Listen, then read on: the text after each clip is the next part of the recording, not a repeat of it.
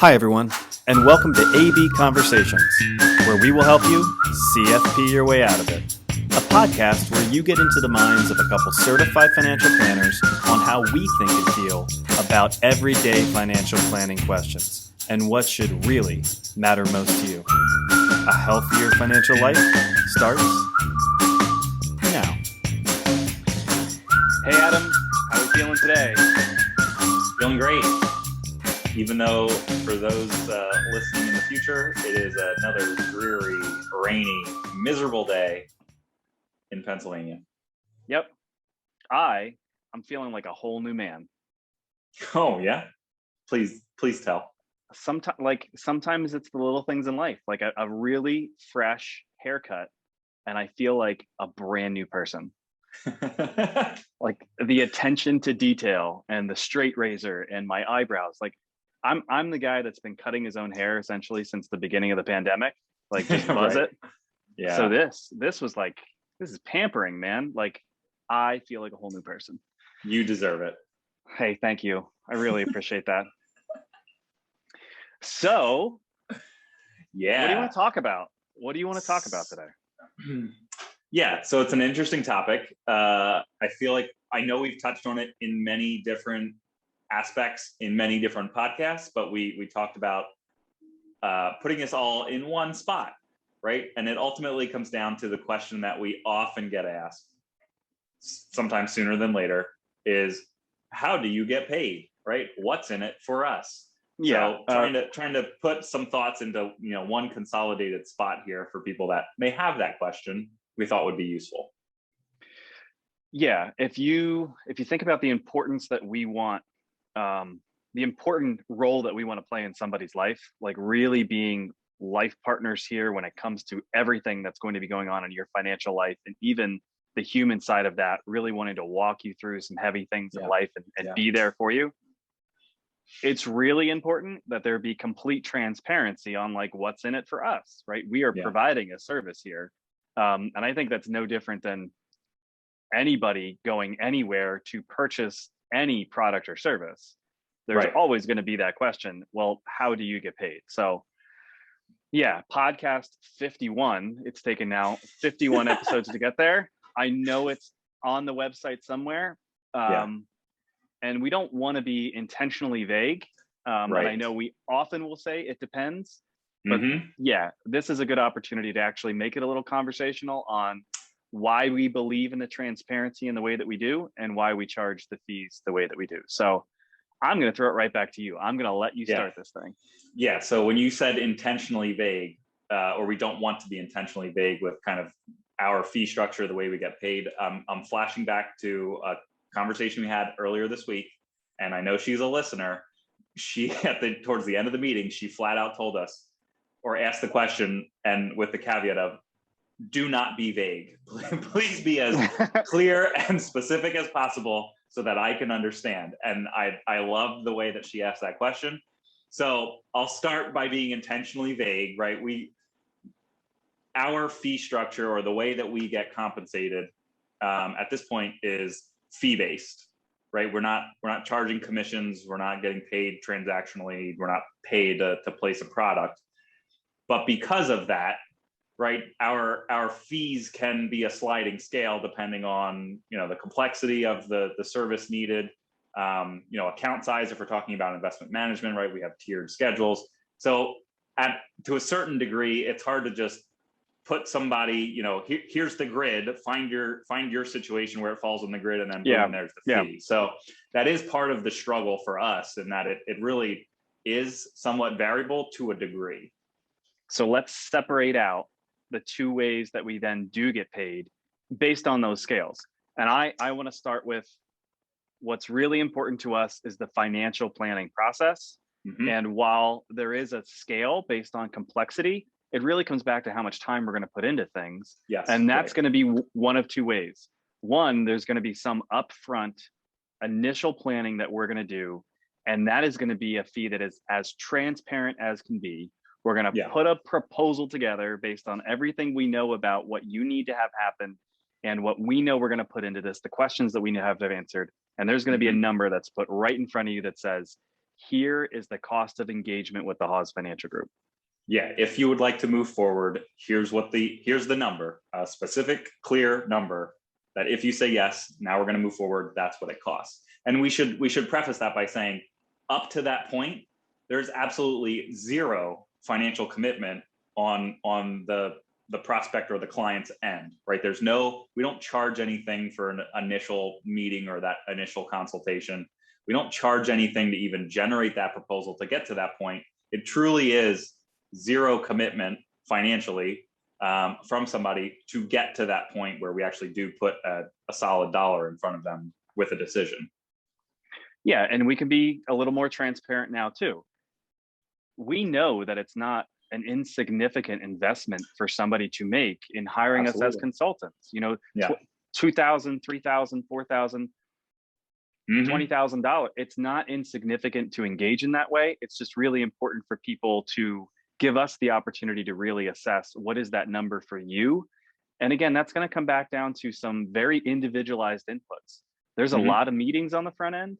There's a lot of data collection on the front end. There's a lot of data management on the front end for us just to get to the point where we go, now we're ready to really start having deep conversations with you on what we think you should be doing. So we want to get paid as consultants to provide that advice. That advice will be tailored to you. So in a way, that fee is a little more tailored to you too. We got to come up with the amount of time we think we're going to put into it. But that will be one number. Right. That plan will have one number. And whether it takes a couple more conversations or a couple less conversations, we're not coming back to you. There'll never be a surprise bill. Yeah, and I'll say this. I'll ask for your confirmation, but I'd venture to guess at this point, we end up spending more time than less when it comes to going through that planning process for the fee that we throw out there, right? We usually under promise and over deliver when it comes to time and meetings and conversations and documenting that advice, where we're not shooting for the moon in terms of here's the fee and that'll encompass everything. I think we try to be as fair as humanly possible, knowing that we're not going to log hours like an accountant or like an attorney, if that's the model that they choose. That we try to get as close as we possibly can, again, knowing that we end up spending more time than that more often than not, but we just want to be as fair and transparent as possible on that front end. Yeah, so and then, I think just go ahead. let me piggyback on that, and then wherever you want to take the conversation, I'll follow you.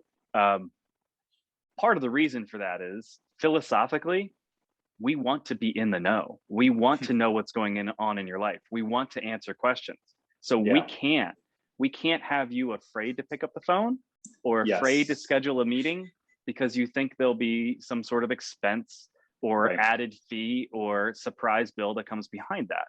So we put the onus on ourselves to complete this project. You know, think of the addition on your house. We're going to give you this is what it's going to cost for us to draw up these plans. And if something has to pivot in there, so be it. Yeah.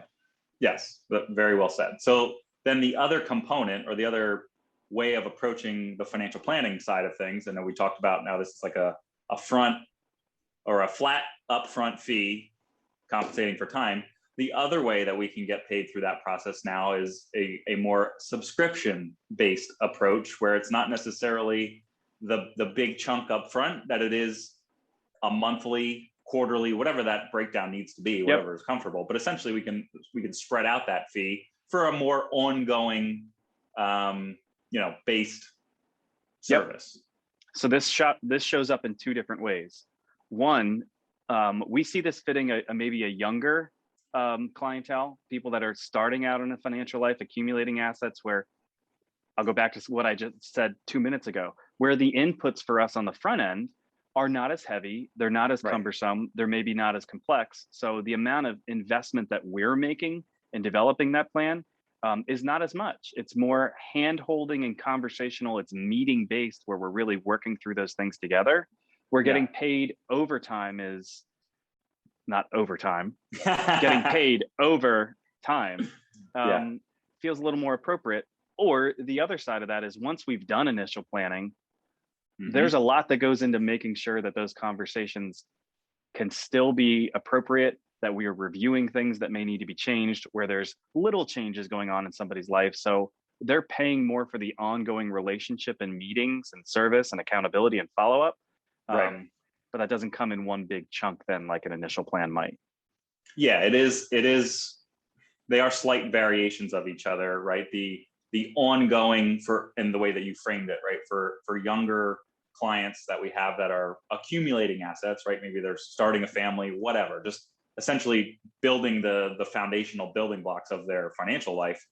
There's a lot more moving pieces, or there's a lot more variables that can change very quickly. So just being able to have access to us, like you said, for that ongoing those ongoing conversations feels much more in tune with a pay-as-you-go approach than it is, hey, we're going to pay this flat fee up front, and we're not really sure what's coming down the pike. So to your point, as we see people get closer to retirement, right, when there is a potentially big, irrevocable decision that you want to make sure you get right, that's where it's more of that project-based, let's focus on this big decision and all the little ones that go around it. But then that's usually where we would see, that one-time flat planning fee situation. Yeah, and I think it's hopefully fitting the budgets also of somebody depending on a phase of life. When we're talking subscription-based planning, you're paying $185 a month. We're talking not a car payment here. But it's a relationship that I think allows you to really feel like you have partners in the process, that you can ask those questions, that we can check in on things, that you're plugged into our technology, right? So you have our data aggregation. But to your point, we're really working on things that are much longer time horizons. There's a much bigger runway where just steering the ship a little bit is not the same as those big one-time irrevocable decisions around pensions and Social Security and retirement. So well said. Anything else you want to touch on the financial planning side? Nope, don't think so. So then let's shift gears to the other way that we get paid when it comes to investment management. So we clearly live in the world, and I say clearly because if you've listened to these podcasts, I think we've been pretty passionate about being paid for advice, paid for time, and in that world, it is fee-based compensation as opposed to something that is more commission-based or transaction cost for products, not so much a service, but more so the end investment product, annuity, whatever that may look like. We live in the fee-based world where it ultimately comes down to being compensated for our time and expertise in helping manage the investment side of someone's financial life. Yeah, and that would fall way more in line with the subscription-based idea than it is some sort of initial output, right? If we're being compensated through the assets, it's a flat percentage that is paid quarterly over time. So there's really not even a contract that says, hey, you're now obligated to stick with us. Our whole point is we are here providing an ongoing service, and if we do a good enough job, you'll continue to pay. If we're not, then you may seek those services elsewhere. So it really is a service-based model, quarterly. In the world of transparency, that can start at 1.15% annualized. That can start as low as, 0.5%. The point is it's based on the amount of assets that we're responsible for, where you are literally tiering down depending on what those accounts or those householding amounts are. Yeah, I'm glad you said that, because that was exactly what jumped into my head, because again, similar conversation we had earlier this week of we say we get paid as a percentage of the account that we're managing. And the question was, but what is it? What's the percentage? Is it 10%? Is it 5%? No, Jeez. It starts at, I know. Yeah. But that's, again, we live in this world day to day. We know what we charge. It is kind of the wild, wild west out there in terms of how advisors or other financial professionals get paid. So yes, to put a number to that as a starting point, it's roughly that 1%. 1.15 is like the peak at where we start. Yep. And that can certainly change too, I think, depending on the security makeup, right? If there are situations where we know we're going to be far more passive, again, I'm thinking of a younger clientele that may have a longer runway. We may use instruments that we're not planning on being overly active with. If we're not overly active, if the services aren't there, this just goes back to that theme. We want to be paid for time. Then that may be a start. We may start at a smaller percentage. If there is a lot more sensitivity, then that may be where that 1.15 starts or that 1% starts. Yeah. Yep. That's fair. What I think would be important to put on top of that is an all-encompassing fee. So we think it's really important, again, for people to understand transparency here. It's our job then to absorb whatever those trading costs are. If we need to be making changes and think about why we would be making those changes, we're compensated. It's the Fisher investments. We do better when our clients do better. Yeah. If your account value is going up, percentage of that account value coming to us as compensation is going to be higher. If your account is losing value, then we're losing value too. So if we're recommending changes, either as part of a regular rebalance or, hey, it's our due diligence, this fund isn't doing its job anymore, or this asset class does not seem as attractive.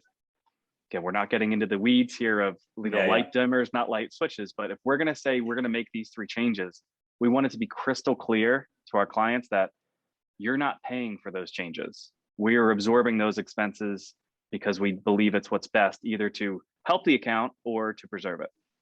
Yeah, and that's where we like to say we're hoping as much as humanly possible to, maybe not literally, but figuratively, sit on the same side of the table as they are, so that we at least are incentivized correctly, right? Yes. To treat them and the way we do, right? It's an ongoing relationship. It is in our best interest and their best interest for us to at least be aligned in that sense that, yes, if we think there is opportunity, then we're going to hope to try to grow this account. If we think things are going the other direction and we need to protect it, then we're going to make those moves, because ultimately it's our job as a fiduciary to put their best interests ahead of buzzwords. Ours. Boom, nailed it.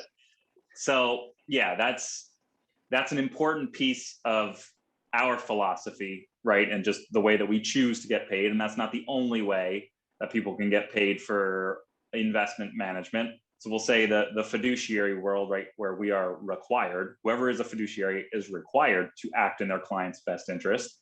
And the other side of that being the suitability standard, which is kind of crazy to think that that still exists at this point, that a financial professional only needs to invest or find a product or some sort of solution that is simply suitable for that type of client. It doesn't necessarily have to be the best one for them in that situation. It can merely be suitable. Yeah. Do you need a soapbox? Yeah, that world is dying a slow and steady death. But what I think I will add to that, because it is a fair question, part of the reason that we want to be in the advice-based world where we're paid to give advice is also to acknowledge that our independence means we don't really care about the investments selection per fund family or per investment provider.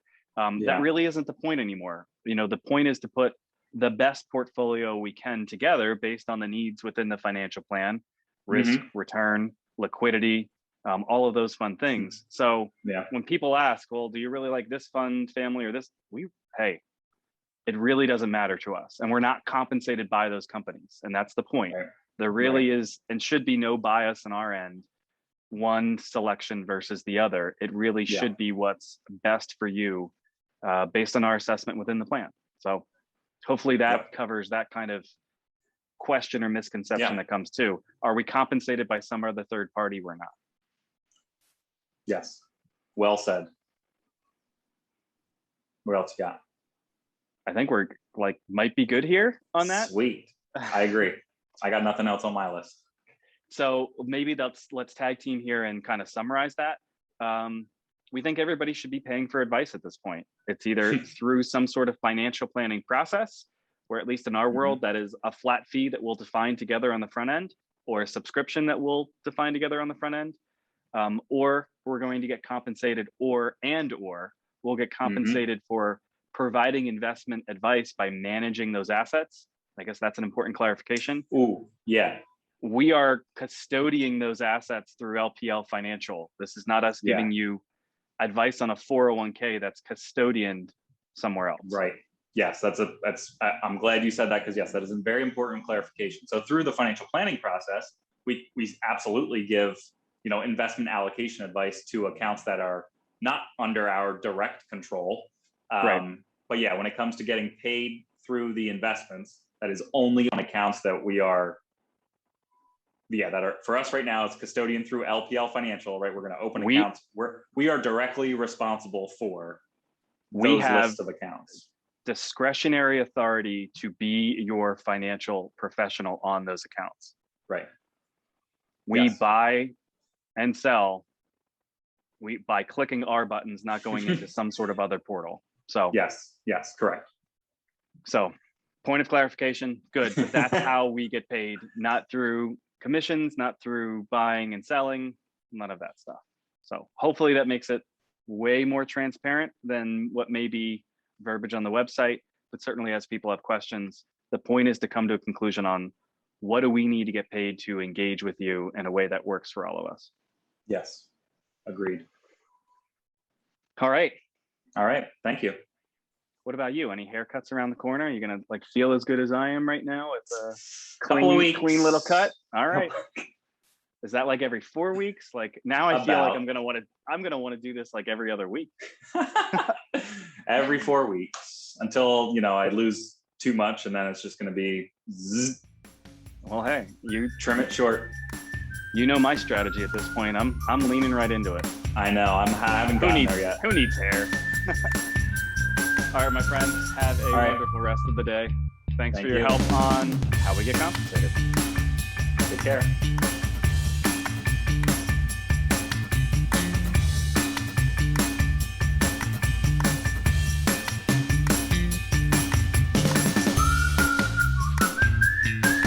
Hey everyone, Adam and I really appreciate you tuning in. Please note that the opinions we voiced in the show are for general information only and are not intended to provide specific recommendations for any individual. To determine which strategies or investments may be most appropriate for you, consult with your attorney, your accountant, and financial advisor or tax advisor prior to making any decisions or investing. Thanks for listening.